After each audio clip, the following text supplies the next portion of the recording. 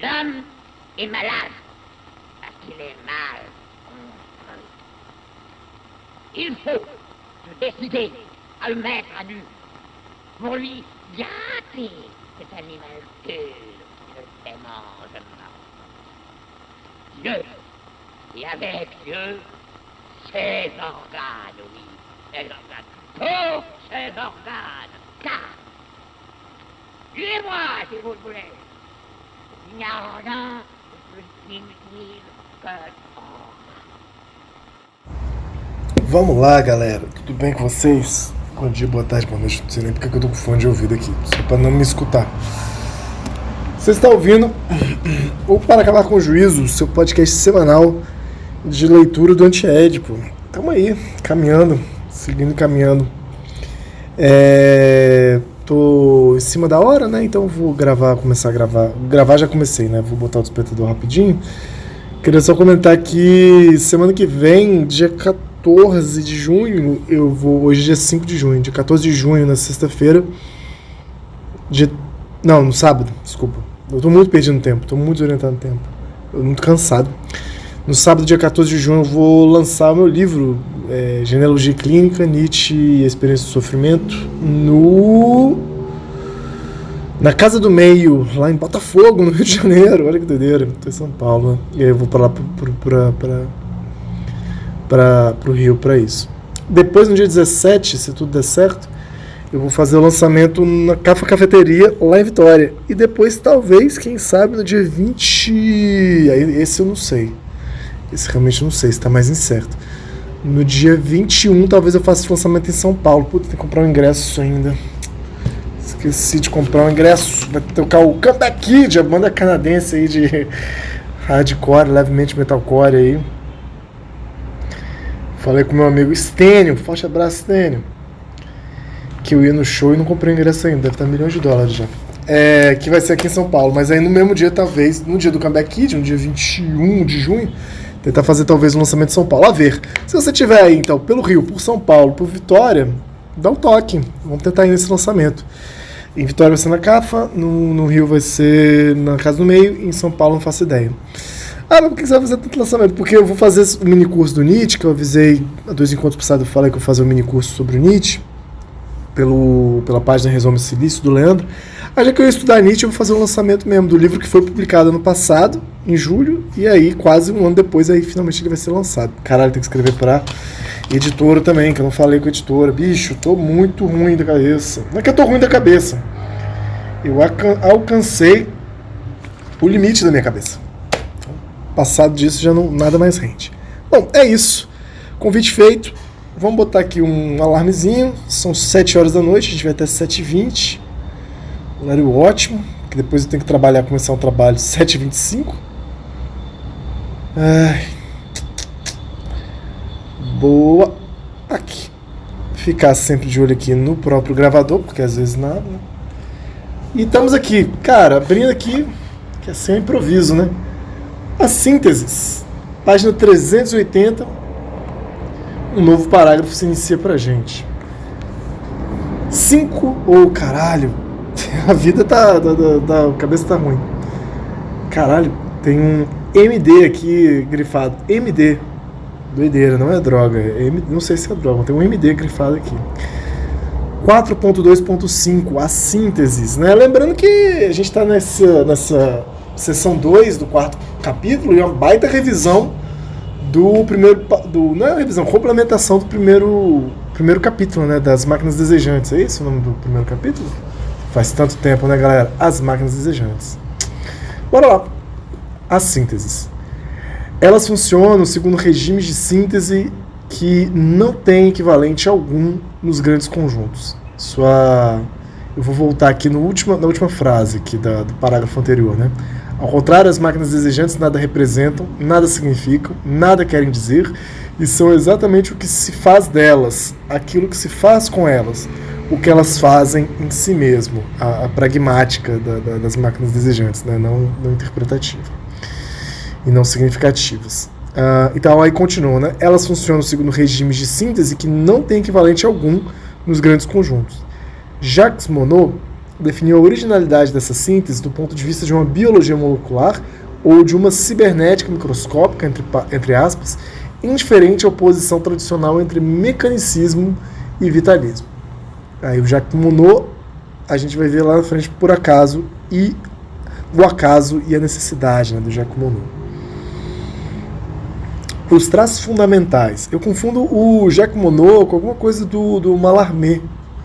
Qual que é o principal livro do Mallarmé? Mallarmé é um poeta. Aí eu acabo confundindo os dois. Desculpa aí, consulta. Acho que o microfone tá meio longe de mim, né? Stéphane Mallarmé. Stéphane Mallarmé, que é um crítico literário francês,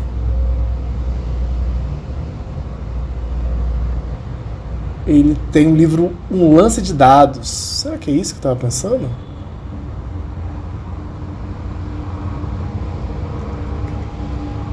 Não tem nenhum do acaso. Acho que não, acho que esse do lance de dados mesmo, eu confundo essa coisa. Mas acho que ele acaba falando do acaso também, né? Bom, vamos lá.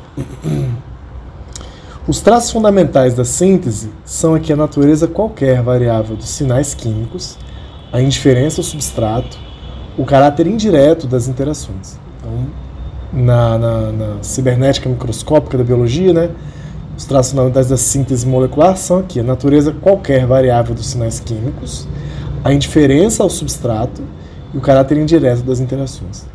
Essas fórmulas são negativas só aparentemente em relação às leis de conjunto, mas devem ser entendidas positivamente em termos de potência. Entre aspas, entre o substrato de uma enzima alostérica e os ligandes que ativam ou inibem sua atividade, não existe relação alguma quimicamente necessária de estrutura ou de reatividade. Uma proteína alostérica deve ser considerada como um produto especializado de engineering molecular, que permite que uma interação se estabeleça entre corpos desprovidos de afinidade química e que assim submeta uma reação qualquer à intervenção de compostos quimicamente estranhos, indiferentes a essa reação. Então, continua a citação, né? Tudo isso é do Jacques Monod. Mas esse lugar dessa proteína alostérica, né, que faz essa ligação de heterogenética, né, heterógena, entre elementos sem afinidade, né, que eles não necessariamente se atraem.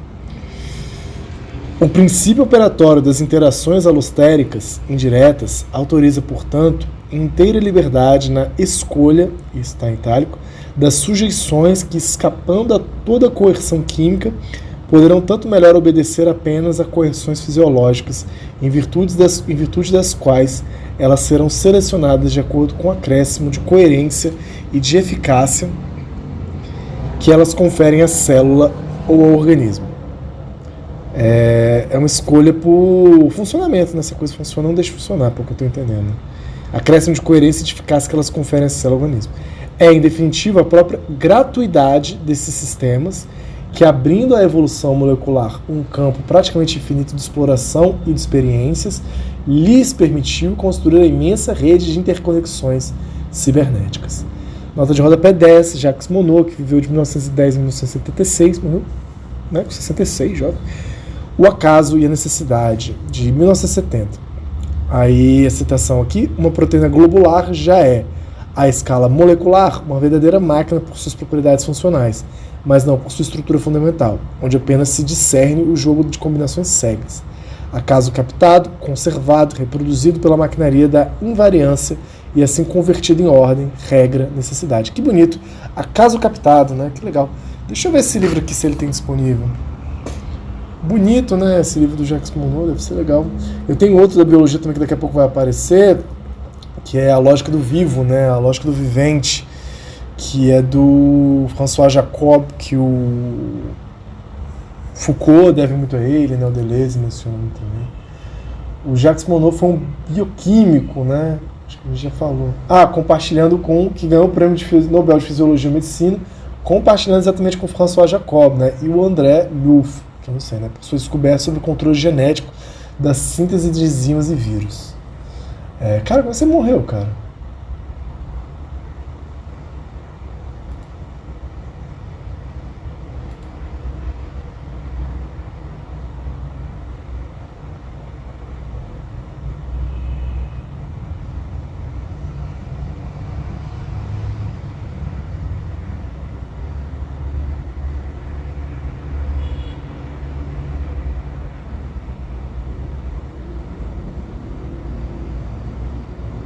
Leucemia. Morreu de leucemia com 66 anos, sacanagem. Tá. Deixa eu ver aqui. Livros.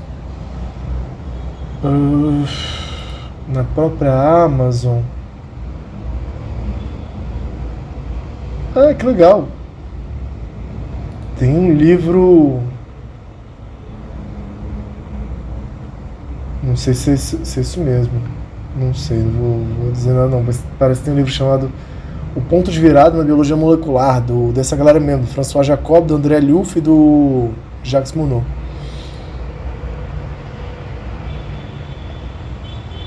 Por uma ética do conhecimento, mas está em italiano. Aqui, O Azar e a Necessidade, em espanhol, R$493, meu Deus do céu.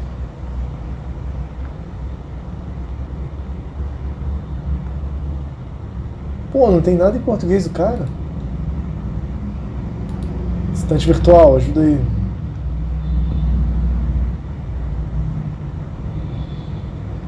Ah, não. Tem aqui, ó. Deixa eu ver se tem... Pô, R$25 aqui numa livraria da Física.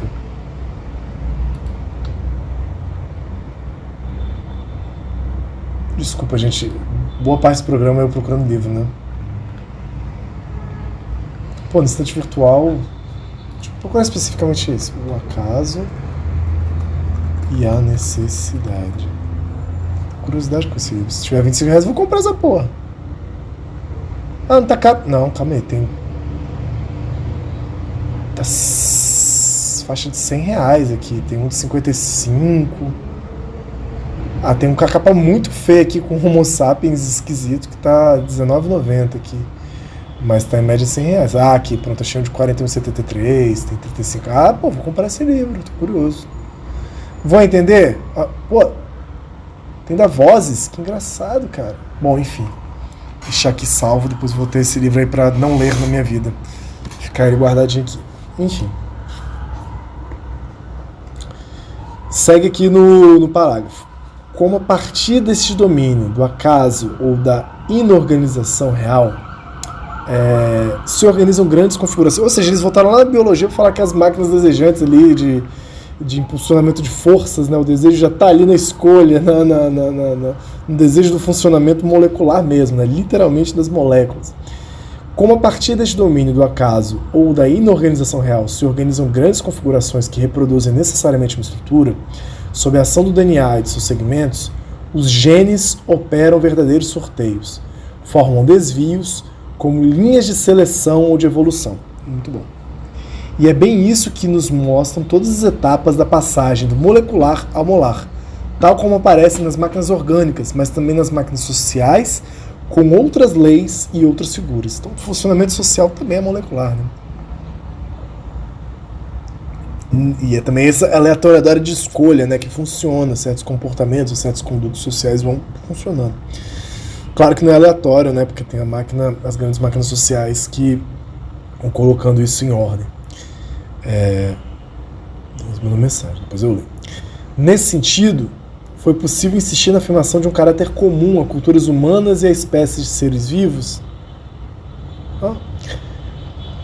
Nesse sentido, foi possível insistir na afirmação de um caráter comum a culturas humanas e a espécies de seres vivos como cadeias de Markov. Nota do tradutor. Ver página 47 e nota do tradutor correspondente. O que são as cadeias de Markov, né? Deixa eu voltar lá rapidinho na página 47. Isso aí, tô falando, é muita continuação do primeiro capítulo. Então tem que voltar lá na página 47.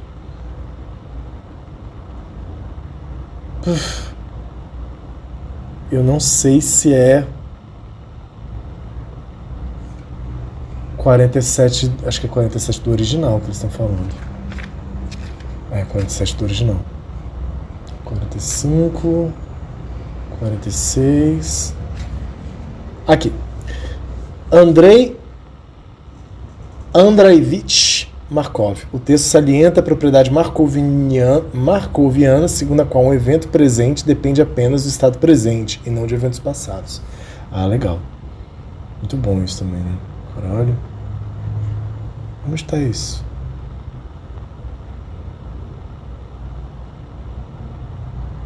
Quando eles estão falando de captura do código, assim, né? Aqui, voltei na página 58, desculpa. Cada cadeia captura fragmentos de outras cadeias, das quais extrai uma mais-valia, como o código da orquídea extrai a figura de uma vespa, o fenômeno de mais-valia do código. É tudo um sistema de desvios e sorteios que formam fenômenos aleatórios parcialmente dependentes, parecidos com a cadeia de Markov. Cadeia do Marquinho. Fenômenos aleatórios parcialmente independentes, entre parênteses, né? Porque tanto no código genético como nos códigos sociais, aquilo que se chama cadeia significante é mais um jargão do que uma linguagem. Feito de elementos não significantes, que só ganham um sentido ou um efeito de significação nos grandes conjuntos que eles formam, né? Só isso, só no grande conjunto que o significante tem efeito.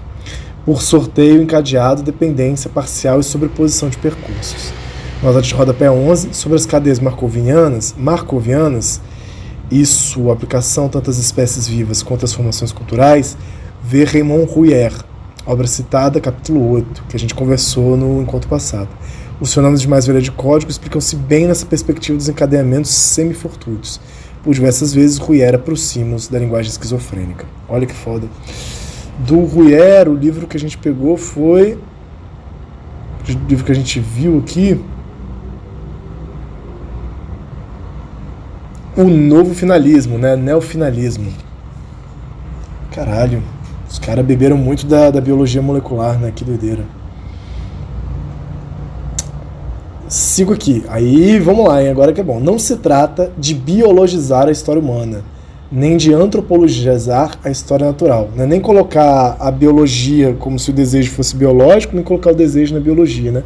Mas mostrar a comum participação das máquinas sociais e, no entárico das máquinas orgânicas, nas máquinas desejantes. No fundo do homem, o isso, a célula esquizofrênica, as moléculas esquizo, suas cadeias e jargões. Muito bom. Há toda uma biologia da esquizofrenia. A própria biologia molecular é esquizofrênica, como a microfísica, que também é esquizofrênica, né? Mas, inversamente, a esquizofrenia, a teoria da esquizofrenia é biológica. Deixa eu ver aqui. Mas, inversamente, a esquizofrenia, a teoria da esquizofrenia é biológica, biocultural, pois considera as conexões bioquímicas de ordem molecular, sua repartição em mapas de intensidade sobre a molécula gigante do corpo sem órgãos e as moléculas estatísticas que formam e selecionam os grandes conjuntos. Mas, inversamente, a esquizofrenia, a teoria da esquizofrenia é biológica, biocultural, esquisito. Tá. O Zonde, que eu acho que a pronúncia é assim, né? Zonde, dedicou-se a esta via molecular descobrindo um inconsciente gênico, que ele opunha ao inconsciente individual de Freud, assim como o inconsciente coletivo de Jung. L. Zonde, Diagnóstico Experimental das Pulsões, de 47, tradução francesa de 52. A obra de Zonde foi a primeira a estabelecer uma relação fundamental entre a psicanálise e a genética. Ver também a recente tentativa de André Green, que nasceu em 27, em função dos progressos da biologia molecular. Repetição e instinto de morte. Pô, interessante, André Green também entrou nessa onda para entender o instinto de morte a partir da biologia molecular. É porque o Freud, né, quando ele vai